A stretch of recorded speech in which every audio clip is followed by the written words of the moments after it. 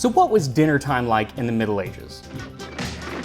Well, maybe for some, but for most people, most of the time, manners were actually very important, if a little different than our manners today. So to bone up on my medieval manners, I am making a 15th century recipe for stewed beef ribs with sauce. So thank you to Bright Cellars for sponsoring this video as we mind our medieval manners, this time on Tasting History.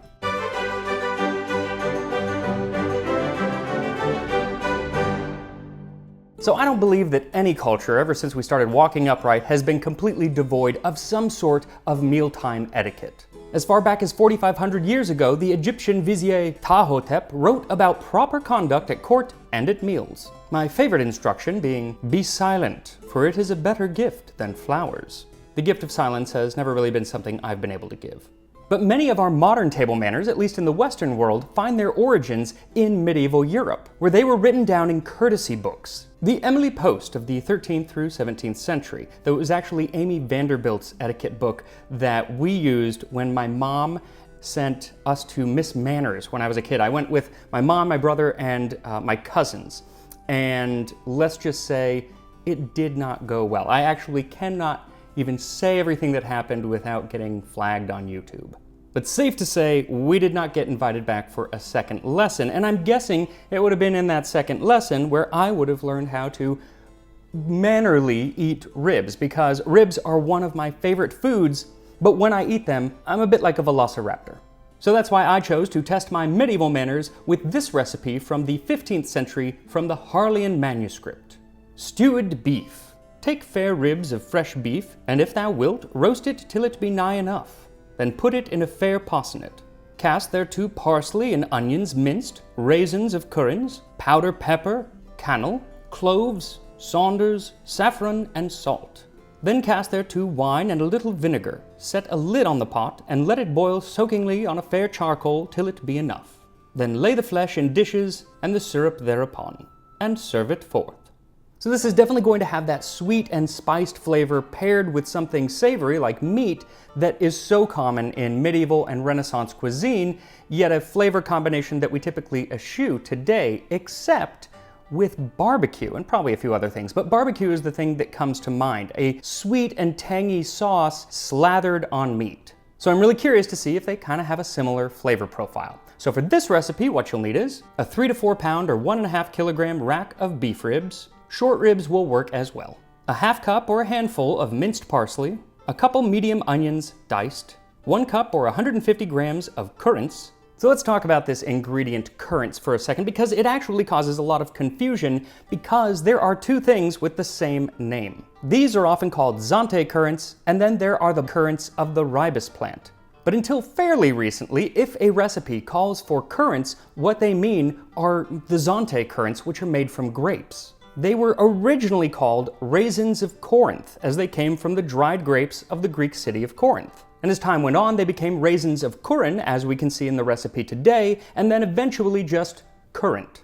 The berries, sometimes erroneously called true currants, didn't begin being cultivated until the 16th century, and they took on the term currant, likely because when dried, they look very similar to the Raisins of Corinth. So it's not always easy to tell which one they're talking about in a recipe, unless if that recipe is before the 1600s, then it's definitely a currant, the Zante currant. But if it's afterward, then if it's being juiced, then it's probably the berry.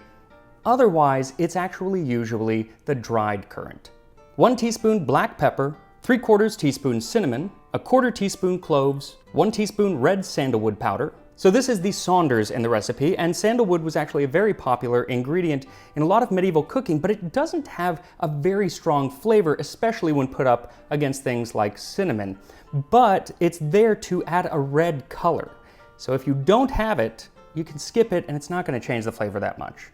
A pinch of saffron, 1 teaspoon of salt, 1/4 cup or 60 milliliters of wine vinegar, and 2 cups or 475 milliliters of white wine.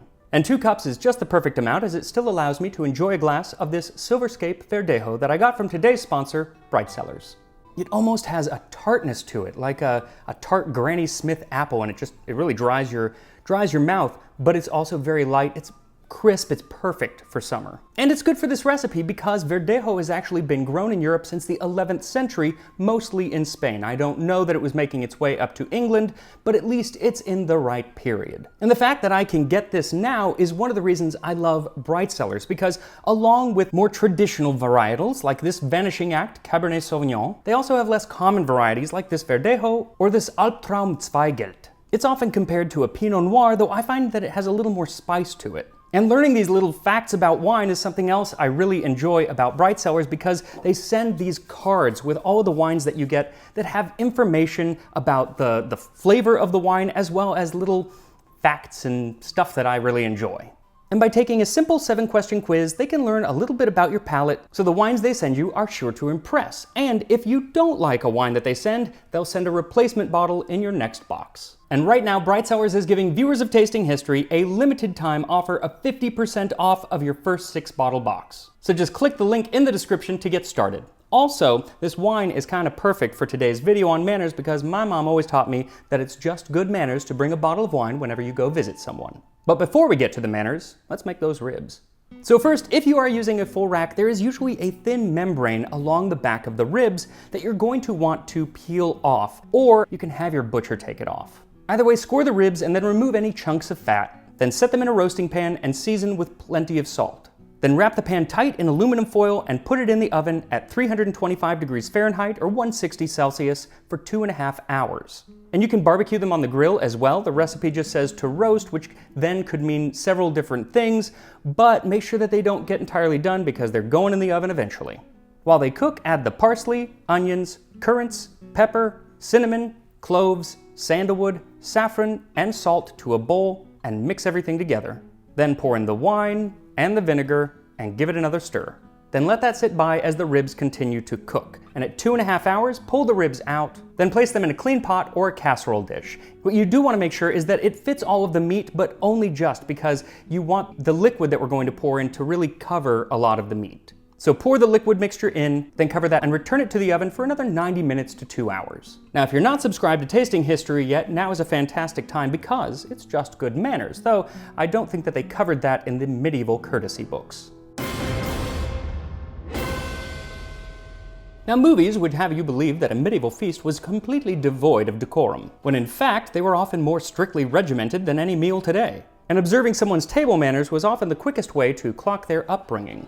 Now, the medieval period can cover up to a millennia, and Europe was incredibly diverse, even more so than today. So anything that we talk about is this was often how it was done during certain portions of the period, but it doesn't by any means cover absolutely everyone. So with the caveat that nothing ever covers everything, we can consider the beginning of medieval manners, at least those that were written down, to have started in 13th century Italy. Or the first was actually written in what's now southern Germany, but done so by an Italian. And you have to consider that any rule that was important enough to write down was done so because its opposite behavior was an issue in the past. Like the idea that dogs were always present at a medieval feast, rooting around beneath the table looking for scraps. That was actually very common, but even in 13th century Italy, they decided they needed to put some rules around it. The third rule after the 30th. Not to stroke with the hands, so long as thou eatest at the table, either cat or dog. It is not allowed unto the courteous to stroke animals with the hands with which he touches the dishes. These early books of manners were a hit, and they spread like wildfire, perhaps because the nobility of Europe was trying to prove to everyone that they were different than the common man, hence deserved their position. And when it came to codifying etiquette, nobody did so with more zeal than the English. King Edward IV had a man whose job was to keep track of the manners of those young men sent to the royal court. The man was meant to report back how mannerly they eat and drink, and to their communications and other forms of court, after the Book of Urbinate. The Book of Urbinate, or Urbanitatis, being a 14th century poem about manners, many of which took place at the table. When you are set before the meat, fair and honestly at eat. Nor wipe your nose upon the cloth, to pick your teeth at meat be loath. Nor in the cup too deeply sink, though ye have good will to drink. All good advice, and it clearly shows that there had been an issue with people wiping their nose on the tablecloth. But we've gotten ahead of ourselves, because the manners and etiquette of a meal actually start long before the food ever arrives. In 1460, one courtesy book, which were the books of manners mainly directed toward children to teach them how to behave at court, it says that when you get to the hall, you hand over all of your weapons to the porter. This would not include the knife that everyone carried around with them that was actually just meant for eating. But everything else goes, and then you would ask permission to enter the hall. And if it's given, then when thou comest the hall door to, take off thy hood, thy gloves off do. Then you would look up toward the dais or the raised platform at the end of the hall where the host and the more prominent guests would end up being, and if anyone was there, make whatever kind of bow you needed to do, and only then would you go to your seat. The more often there was actually nobody up at that table because the higher-ups didn't come in until everyone else was already seated. The origin of being fashionably late. Also, before you sit down, and often before you even enter the hall, you must wash your hands. It was done before the meal, after the meal, and often in between courses. Usually servants would go around with basins of clean water scented with rose petals or herbs, as well as fresh linens, and they would make sure that everybody's hands were cleaned before any food was brought out. Oh, and it's not just your hands, but look thy nails be clean in truth, lest thy fellow load them forsooth. So provided you're all fresh and clean, now you can finally take your seat, but don't get too comfortable because you are expected to stand up every time somebody more important comes in the hall. And as you wait for the feast to finally begin, you might as well check and make sure that you have all of the accoutrements that you're going to require.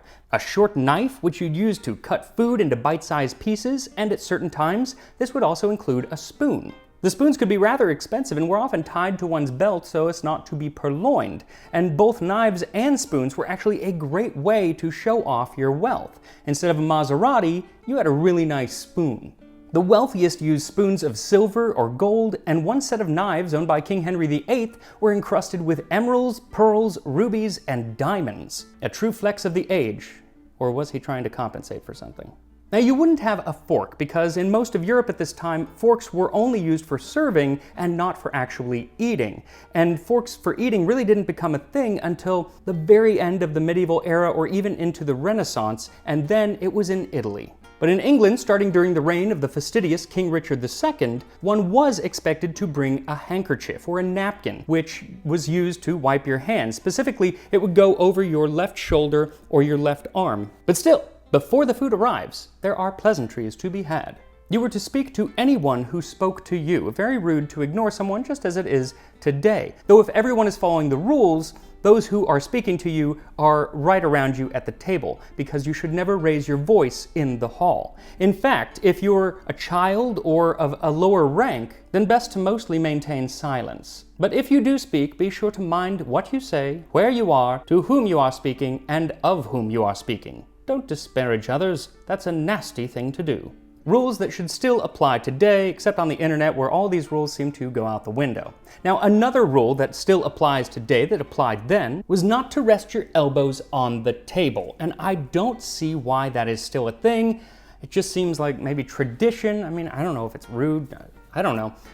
If anyone knows, let me know. But in medieval Europe, there was a very good reason. Tables, especially the long tables used for feasts, were trestle tables, and they weren't permanent fixtures but only set up for the meal. So the top was often just slats of wood that were balanced on the legs with no actual attachment. So, depending on how big the table was or how heavy you were, if you put your elbows on it, you might flip or collapse the table. But finally, it is time for the food to arrive, usually on big communal platters that you would take food off of. However, that doesn't mean it's time to eat.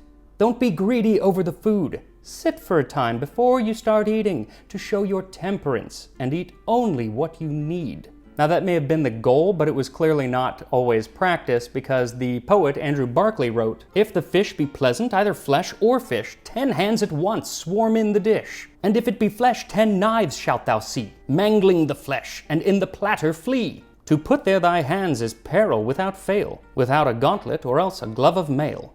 Basically, watch out or you're gonna lose a hand. So now if you have minded your manners up until this point, it is time to finally eat. So you would take, using your knife, a piece of the meat or whatever it was off of the communal plate and place it onto your trencher, which was either wood or it was a slice of stale bread that was used to sop up all of the juice. Then you'd cut the food up into bite-sized morsels, but you would not blow on it no matter how hot it is, because blow thou not on thy meat nor drink.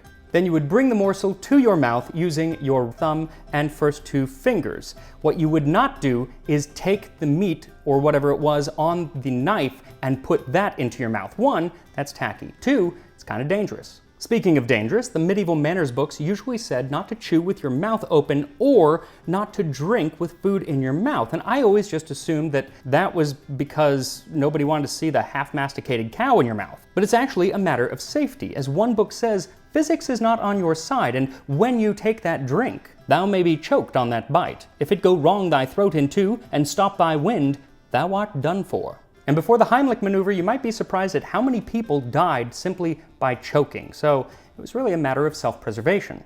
Some of the other rules you may want to know about is to never take salt from the salt cellar with anything but the tip of a clean knife. Also, don't chew on bones, as dogs chew on bones, but cut all of the meat off of the bone before eating it, something I want to remember when I eat my ribs. Another rule that I think doesn't go far enough, that hits rather close to home, considering my kitchen came with this no spitting sign, is that you should turn away when spitting lest your saliva fall on someone. If anything purulent falls on the ground, it should be trodden upon, lest it nauseate someone. Nor is it seemly, after wiping your nose, to spread out your handkerchief and peer into it, as if pearls and rubies might have fallen out of your head. You know who you are, and this one might apply to you as well. Do not move back and forth on your chair. Whoever does that gives the impression of constantly breaking or trying to break wind. These rules are from the Dutch writer Erasmus, who also says that if you're chewing something and you don't want to swallow it, maybe it's a bit of gristle or something, that you should not put it back onto the table, though his idea of where to put it is even worse. If you cannot swallow a piece of food, turn around discreetly and throw it somewhere. Then, and this one will make it so he is never invited to my house for dinner, do not be afraid of vomiting if you must, for it is not vomiting, but holding the vomit in your throat that is foul. Strongly disagree. Now, the English writers definitely give some more sensible advice, like, don't loosen your belt sitting at the table, for that is most uncourteous. Don't burp or fart. Share your delicacies with your fellow diners so as to be seen as kind and generous, and don't complain if your serving is small. And some must-have advice for medieval Europe and today at the dinner table. Pick not thine ears nor thy nostrils. Pick not thy teeth with thy knife. Laugh no, nor grin, and with much speech thou mayest do sin. Okay, that last part went a little too far. No laughing at dinner? I don't think so, not on board. But the no picking your ears and your nose at the dinner table, let's keep that one around. Actually, in medieval Europe, touching your head at all during a meal was considered very rude. Another thing to keep in mind is to not finish all of your food, because one, you'll seem a glutton, and more importantly, you'll seem stingy, because after the feast, all of the food that was left over is given to the poor. So don't be that guy or gal. And these rules did apply to men and women, but I do feel that the women were often held to a higher standard. The 13th century French poem Le Roman de la Rose, or The Romance of the Rose, lays out how a lady specifically should behave at table. She must be very careful not to dip her fingers in the sauce up to the knuckles, nor smear her lips with soup or garlic or fat meat, nor to take too many pieces or too large a piece and put them in her mouth. And she must be sure never to touch her goblet when there is anything in her mouth. Let her wipe her mouth so clean that no grease is allowed to remain upon it, at least not upon her upper lip. For when grease is left on the upper lip, globules appear in the wine, which is neither pretty nor nice. But for the men, it's basically don't fart at the table, and if you have to hock a loogie, do it over there. Double standard, even more so when it came to the conversational part of a meal. And at least one medieval writer, Robert of Blois, recognized this. If she speaks, someone says it is too much. If she is silent, she is reproached for not knowing how to greet people. If she is friendly and courteous, someone pretends it is for love. If on the other hand, she does not put on a bright face, she passes for being too proud. I'm so glad that all of those issues have been completely banished from today's society, right? So that is a lot of rules to remember, but I am going to do my best as I enjoy my medieval beef ribs. So at about 90 minutes or 2 hours, remove the ribs from the oven and serve them on a platter with plenty of the liquid left. And here we are, beef ribs from 15th century England. So first I'm going to cut myself a trencher from this stale loaf of bread, then place one rib on it so as not to seem greedy, and do my best to cut the meat off the bone and into bite-sized pieces. I will take a morsel and pop it in my mouth. That's perfect. wonderfully tender. And even though the sauce isn't on it right now, really I would dip it into the sauce at a medieval feast. But there's some sauce on it, so you're still getting so much of the flavor. And by sauce, really, I mean like the liquid and the other things that it was cooked in. But anyway, you still get so much of the flavor, and it's sweet, and it's also like tangy, and it kind of reminds me of barbecue sauce, but fruity barbecue sauce, because we have so many currants and everything. So that's really what you're getting. I feel like the sugar, a lot of the sweetness probably comes from the onions, but you don't get I'm not getting an oniony flavor. It's really more of the currants and maybe the cinnamon. Really, really good. And I'm gonna finish all of these ribs, but off camera, I'm probably just gonna. So a reminder that the Tasting History Cookbook is available for pre-order online at pretty much anywhere where you buy books, and I will see you next time on Tasting History.